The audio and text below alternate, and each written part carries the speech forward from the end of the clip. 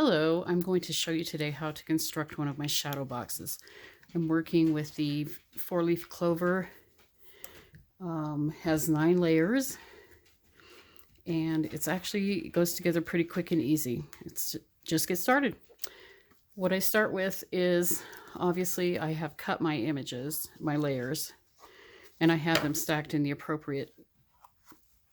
way that they actually go. And now I'm going to start with the very top layer and put the double-sided adhesive tape on. What I'm using is this stuff. It's double-sided adhesive foam tape. This particular roll is cut in little rectangles here. You don't necessarily have to purchase it this way. I buy mine from the Dollar Tree, and so this is how it comes. I've also purchased a different kind that is a solid piece, but it's not quite as thick, and you don't get the depth with it. So if you want the depth between the layers, you need to be sure and get something that's a little thicker like this is.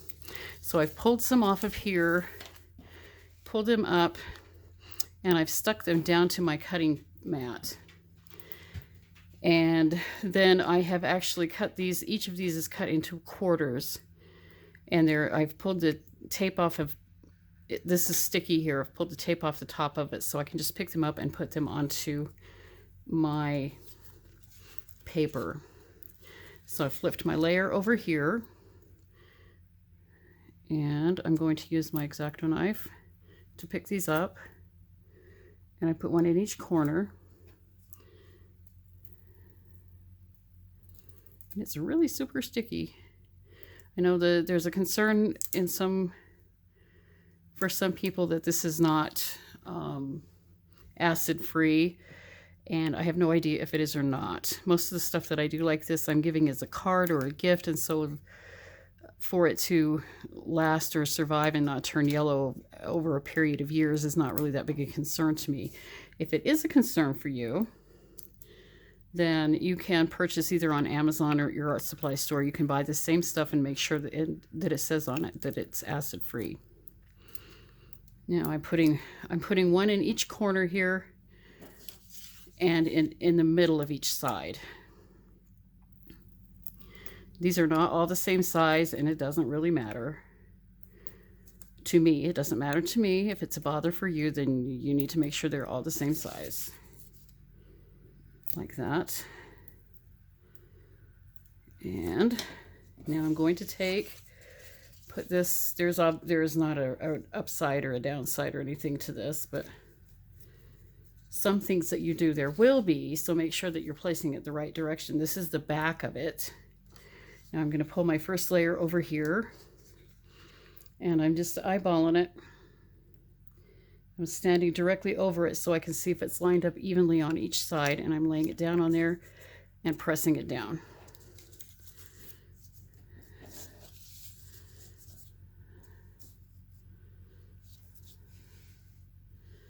Now I'm going to do the same thing on this next layer. You can tape these ahead of time, so then your construction would go really fast. You just lay the layers down and be done and go have a tasty snack.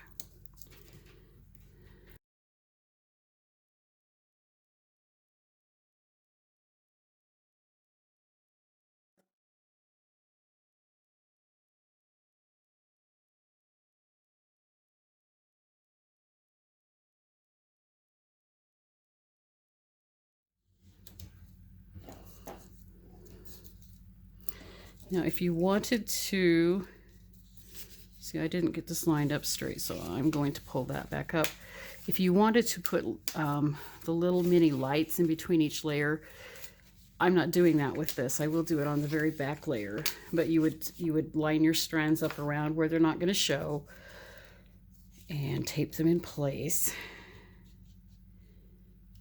There we go. Part of getting this lined up and making it easier to line up directly is by looking at these shapes, because this particular layer, there shouldn't be any difference in between, so you shouldn't see the one underneath through here.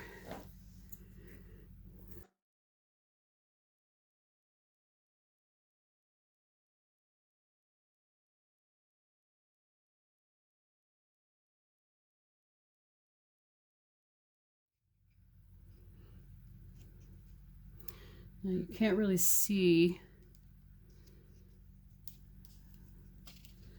through these to see the other things to line them up, so you just mostly have to make sure that the sides are even. And if you're in doubt, turn it over and look at it. We're off just a little bit this direction, but it's not really a big deal. Or is it? Do I want? No, it'll be fine.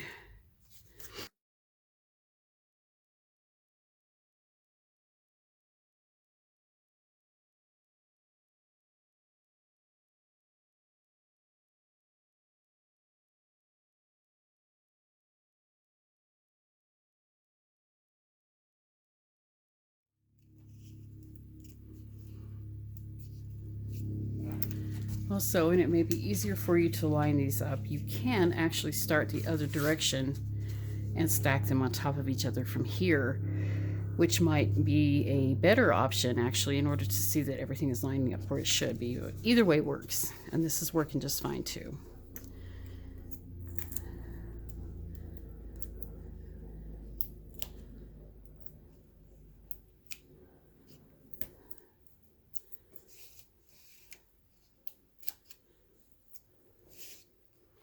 I'm not putting anything in the middle parts of these to hold the center areas apart, because if I light it from the back, these pieces of tape will show up as little rectangles in the light. And so if you're not lighting it, then you certainly can do that, because it does help to hold it and give you, so that it keeps the depth in the layers. But if you are putting a light in there, the tape will show. To get around that, you could actually use the clear silicone dots or something that's transparent so that the light will pass through it and it doesn't create a shadow. But this paper that I'm using is actually stiff enough and holds its shape well enough that I haven't really noticed that it makes a... I'm going to turn this over and line it up this way to make sure everybody is where they should be. We still have some pretty decent depth even without using anything to hold this in the middle.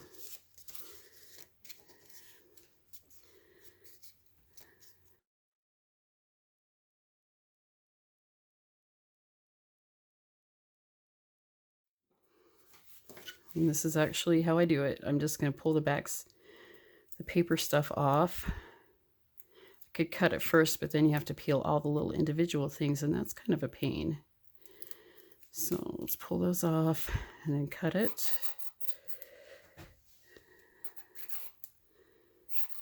You could use even tinier pieces in this, but it just makes them hard to handle, so I don't see any reason to do that. This is really turning out cool. I did this prototype for this to test the sizes of things, and I did do some changing between this one and that one, but I used the thinner tape and it just isn't as spectacular. I will show you that one when I get done.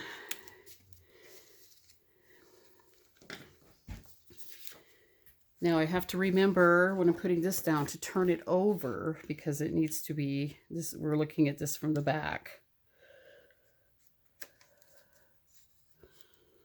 Press it down.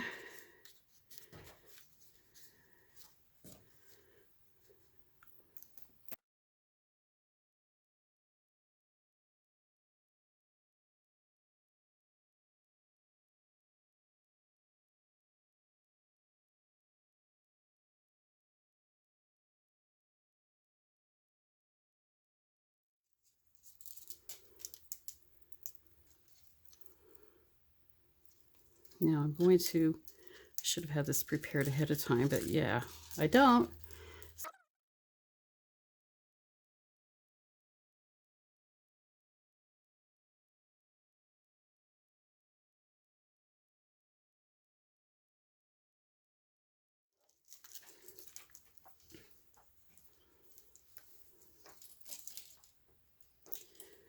And yes, I am swearing in my mind.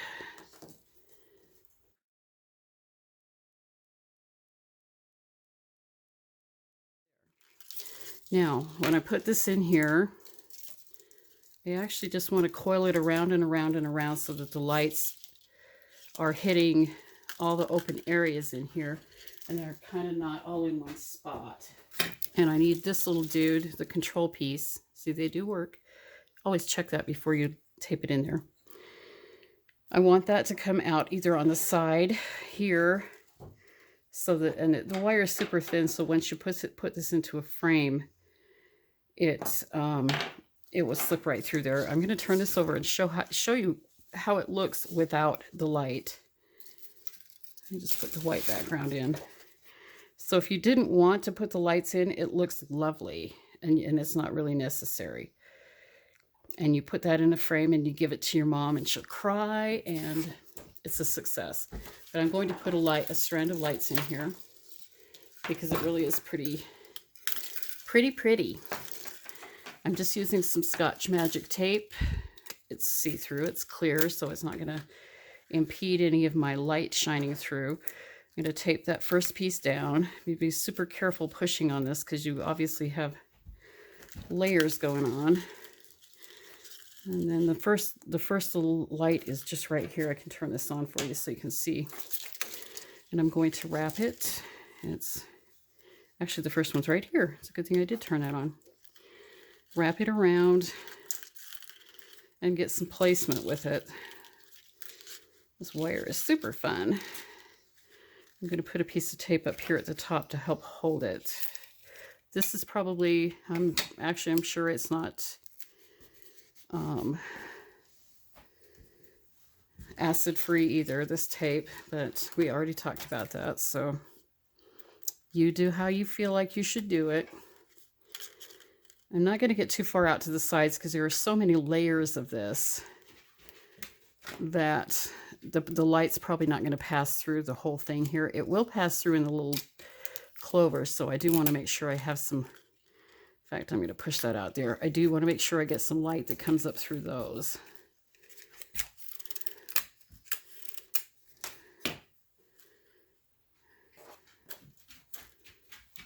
And out here,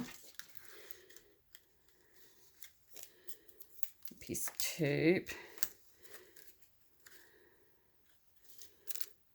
I'm just kind of putting it in place to see where I want things to fall, because I'm going to turn it over and look and see if I have the tendency to end up with the lights being all in the same place.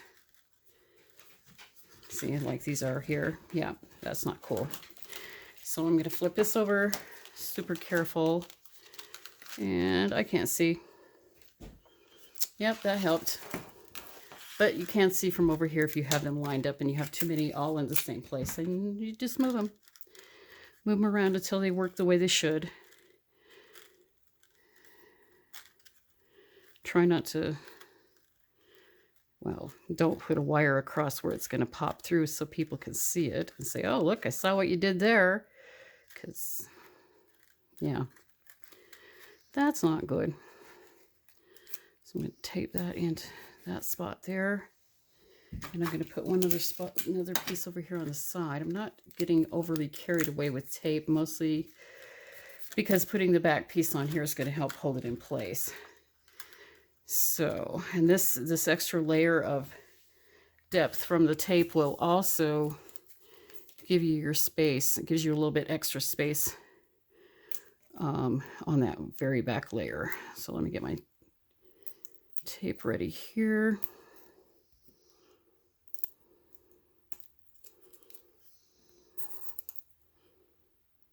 And yes, it does take 4 of these little dudes for each layer.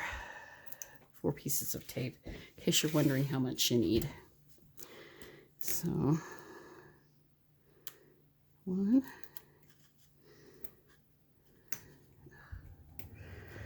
I have cut these at the file comes in an 8x8 size, 8x8 inches. If you're using the American version of this, if you're using the A4 or living in the UK and using a different size frame, it would be a 7x7 inch, which I really like that size, but this is the 8x8.